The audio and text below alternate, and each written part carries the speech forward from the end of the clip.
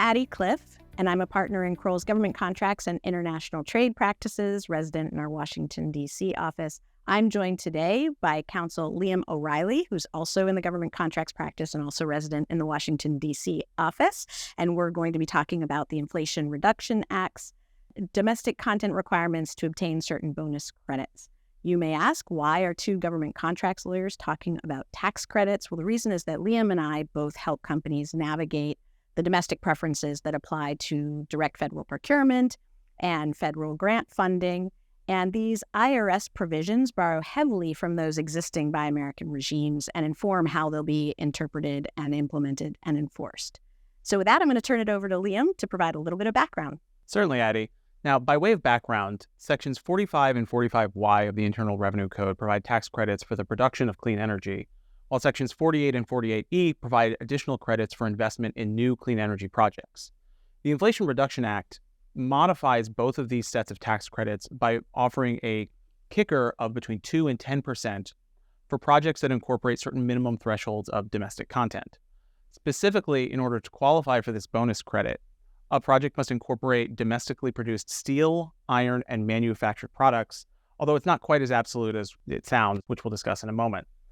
But this, of course, raises the question, how do I actually qualify my project in order to gain this bonus credit? And I want to make one point right up front, which is that this is a really hot topic, not just for the companies that are contemplating these actual clean energy projects, but actually for all the manufacturers that may be in the supply chain. Even though they're not the ones that may get the benefit of the tax credit, their direct customers likely could get substantial monetary value to the extent they're able to be compliant. And so we're seeing this issue come up all the way down the supply chain for folks that are in the general space with respect to their products that they furnish. So as Liam just mentioned, the requirements apply to iron, steel, and manufactured products. And there are actually distinct rules that apply to iron and steel as compared to manufactured products. So a threshold issue is figuring out what bucket is my particular product or material, and am I subject to iron and steel, or am I subject to the manufactured product requirement? So in terms of distinguishing between these two categories, iron and steel versus manufactured products, the IRS preliminary guidance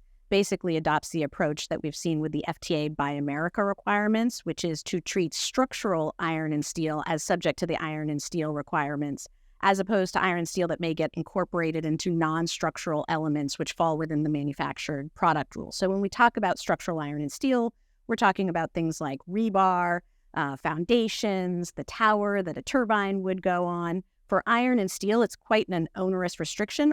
All of the manufacturing processes from melting forward has to occur in the United States. Now, that contrasts with the manufactured products category that we were just talking about, which can include even items incorporating significant amounts of iron and steel, so long as that iron and steel doesn't serve a structural function for the overall project or facility. And one distinction in terms of the rule of origin there is also the product needs to be manufactured in the United States, but there's a component test as well that looks at whether or not all of the components going into that manufactured product were also manufactured in the United States. However, you only need to go that one level down and look at the origin of the components, irrespective of the origin of any subcomponents that went into them. Yeah, and when we talk about components here, we have to be a little bit careful because IRS uses the word component in two different contexts. So you have the applicable project components, which are the elements that are being brought and incorporated into the project, and then you have the manufactured product components. So what you were just talking about in terms of a component being domestic as long as it's manufactured in the U.S., that's a manufactured product component. We're not talking about the higher level applicable project components. So just an area of nuance here in the way that this guidance has come out. That's right. And even further complicating all of this analysis, while the statute says that all of the manufactured products, which as we just discussed need to be manufactured entirely from domestic components, must be domestic themselves, it then goes on to say that actually, not quite, you only need an adjusted percentage of manufactured products to be domestic in order to qualify. That adjusted percentage falling between 20 and 40% depending on the type of project, although it's expected to increase in the coming years. And to further encourage participation in this program, the IRS has added additional layers of sort of nuance on top of that, one of which being that for manufactured products, which may not themselves qualify as domestic because they incorporate some amount of foreign material, the individual manufactured product components that go into it, which qualify as domestic, can still count towards that adjusted percentage. Additionally, for projects that are incorporating recycled materials such as retrofits or repowers, you only need to look at the newly incorporated material and don't need to worry about the origin of stuff that might have been installed 10, 20, 30 years ago. Right. So you and I have been talking about the rules based on this IRS guidance that has come out to date. I think it's important to note that we don't yet have the formal regulations, and we are anticipating that the IRS will promulgate regulations on this at some point. There are some gaps in terms of, open questions, ambiguity in the guidance that we have thus far. And I know that industry has been quite vocal in commenting, asking questions, asking for clarification. I think one area that's particularly maybe controversial, may not be the right word, but where industry really has some concerns is the way that the cost of components of a manufactured product are calculated and reported to the taxpayer that's actually claiming the credit.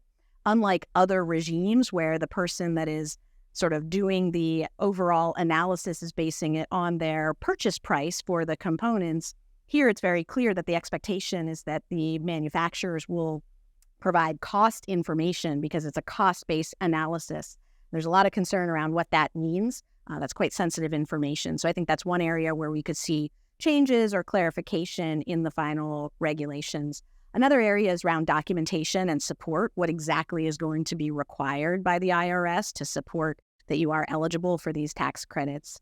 So again, an area where even though this is a very live issue, currently effective and people are wrestling with it now, we're looking on the horizon and hoping that we get a little more clarity at some point from the IRS. Thank you for joining us for today's discussion.